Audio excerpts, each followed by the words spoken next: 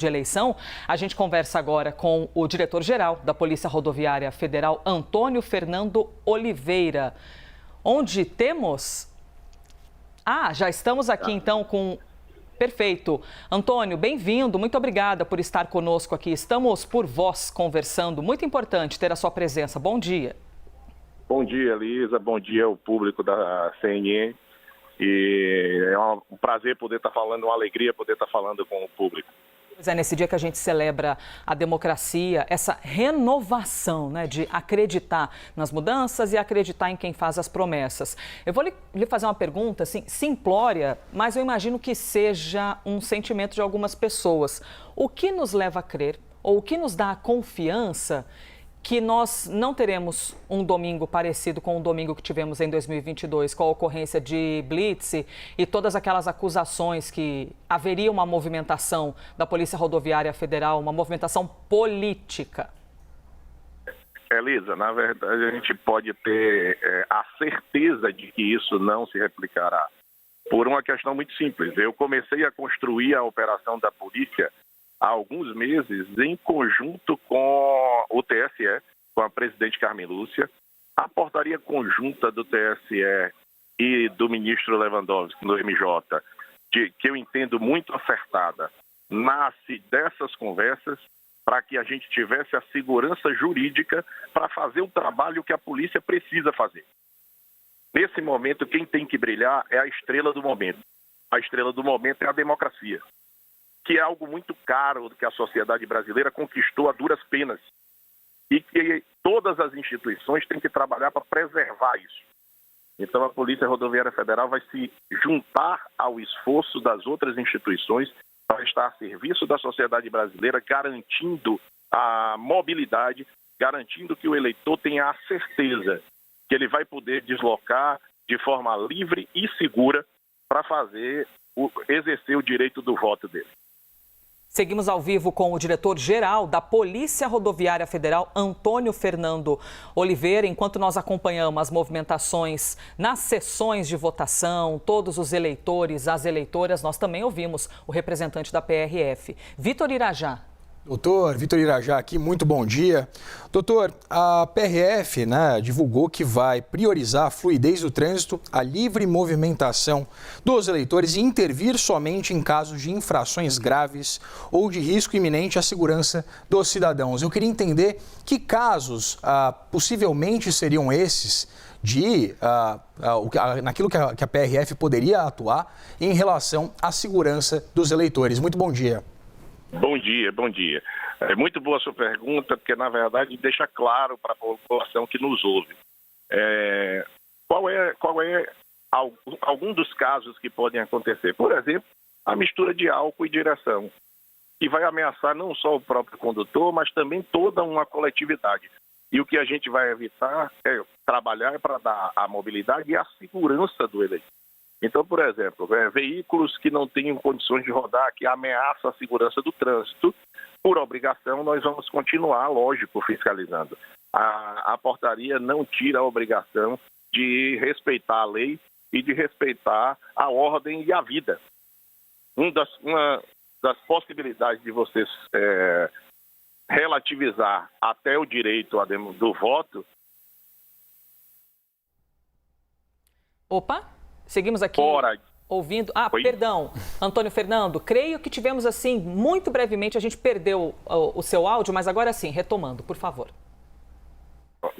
Então vocês me ouviram dizendo que, recuperando o raciocínio, que na verdade, uma única possibilidade é quando isso ameaçar a segurança, ameaçar a vida.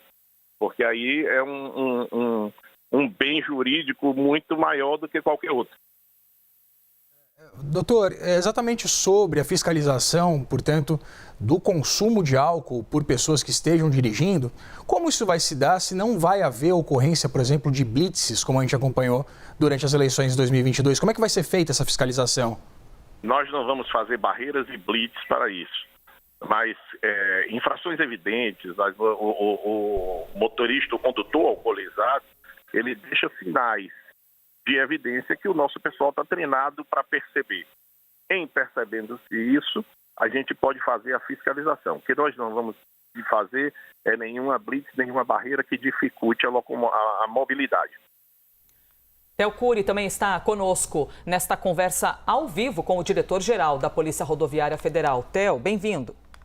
Obrigado, Elisa. Bom dia para você, para o Vitor. Bom dia, doutor. Queria saber, doutor, de que maneira a Polícia Rodoviária Federal, e até para o senhor explicar para a população que nos acompanha nessa manhã de domingo, de que maneira a Polícia Rodoviária Federal atuou às vésperas da eleição deste domingo, ou seja, nos dias que antecederam nessas últimas semanas, e de que maneira ela atua hoje especificamente. E aí, da atuação passada, cito, por exemplo, se houve, por exemplo, transporte de urnas para cidades em que há uma dificuldade maior de acesso, levando em consideração, por exemplo, cidades que estão sofrendo com uma estiagem maior do que em outros anos. Enfim, saber qual foi o trabalho passado da PRF até chegar hoje e hoje qual que é a atuação da instituição. Theo, na verdade a gente desenvolveu esse trabalho, como eu falei, já há algum tempo com o TSE e estamos com todos os superintendentes em contato com os presidentes de TRE. Justamente para deixar a disponibilidade da Polícia Rodoviária Federal para os tribunais regionais eleitorais. É que a gente, dentro das nossas atribuições, podendo colaborar com o processo, estaremos aptos a fazê-lo. Então, transporte de urna, tudo isso ficou disponibilizado. Eu não vou conseguir lhe dizer agora quantos a gente fez e quantos fizemos, porque eu não tenho esses dados na mão ainda. Mas certamente algum apoio foi dado, porque nós disponibilizamos isso e estamos em contato direto com todos os superintendentes, em contato direto com os TREs.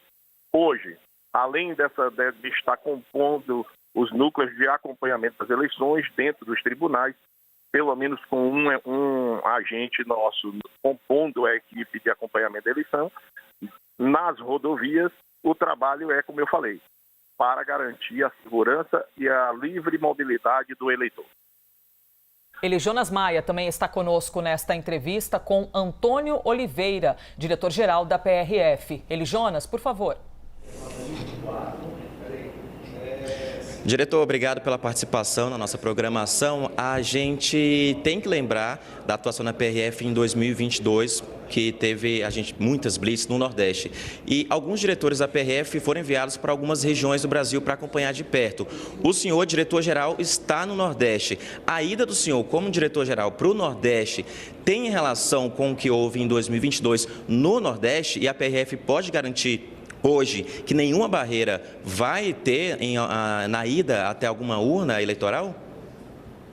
Jonas, muito bom falar contigo e deixa eu lhe responder pelo final da sua pergunta.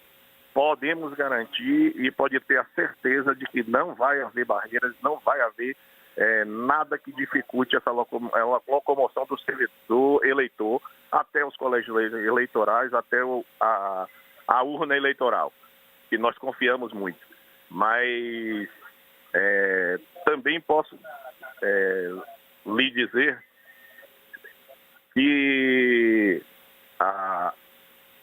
me perdoe, Eli, eu perdi o início da pergunta que eu queria responder pelo final e me perdi no início. Se você puder repetir, eu agradeço. Perfeito, nós conseguimos. Tecnologia, estamos ao vivo, claro. Telefone, os sinais podem falhar. Ao vivo tudo pode acontecer e a gente também está aqui muito conectado com essas possibilidades. Elijonas, por gentileza.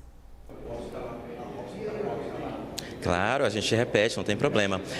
Diretor, sobre a questão de 2022 que ocorreu no Nordeste, aquelas blitz, imagens que a gente lembra até hoje e que levou inclusive até a prisão do ex-diretor da PRF, Silvinei Vasquez. E alguns diretores da atual cúpula da PRF foram deslocados para algumas regiões do Brasil. O senhor, diretor-geral, está no Nordeste. A sua ida até o Nordeste é por conta do que aconteceu em 2022? Perfeito, Ali. Na verdade, eu posso lhe dizer que não é a minha vinda ao Nordeste não é especificamente por isso.